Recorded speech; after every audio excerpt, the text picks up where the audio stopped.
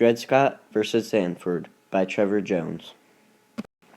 The Dred Scott vs. Sanford case was one of the most controversial Supreme Court case decisions ever made, according to many historians.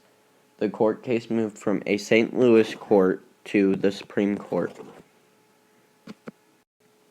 Dred Scott was a slave almost all of his life.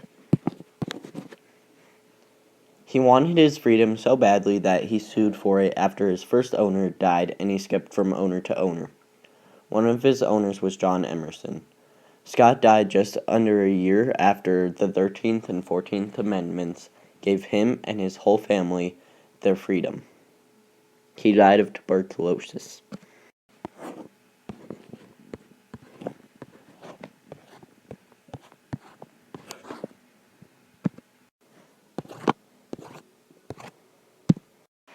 There was one main cause for this case, and that was freedom. Dred Scott desperately wanted his freedom. Since he and his owner lived in many free states, he thought that he was able to receive his freedom and become a United States citizen. Much like these men. Dred Scott was a slave that was owned by John Emerson. In 1834, Emerson moved a lot due to his service in the United States military. Emerson had to move to many states. Most of these states were free states. Free states are states that do not allow slavery. Even though he kept on moving to free states, Dred Scott kept on following Emerson. Dred Scott believed that since he was most likely to keep on living in these free states, that he would be able to get his freedom. Therefore, he sued for his freedom in a St. Louis courthouse. After Dred Scott died, he and his family were passed on to his wife, which was next in line for his slaves.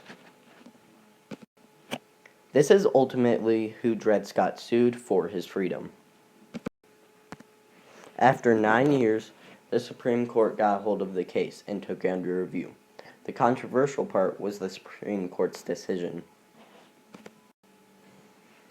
The court ruled in a 6-3 majority in favor of Scott and his family not getting their freedom. Those 6 judges that voted against it all had slaves before or during the case, so that affected their judgment.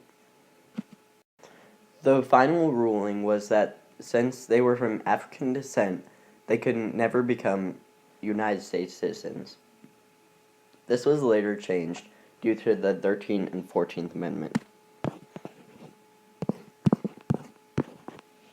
They then justified the ruling by saying that when the framers of the Constitution wrote the Constitution, they were not speaking of slaves or people of African ethnicities or descent.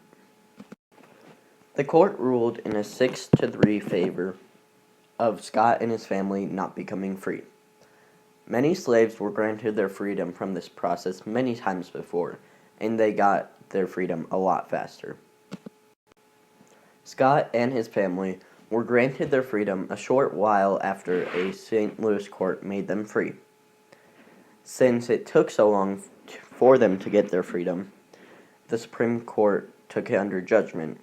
After a tiny bit of freedom, the Supreme Court reversed the judgment and made many more people mad by not allowing people of African descent to become citizens of the United States. This caused a rebellion and fueled the fire for the Civil War.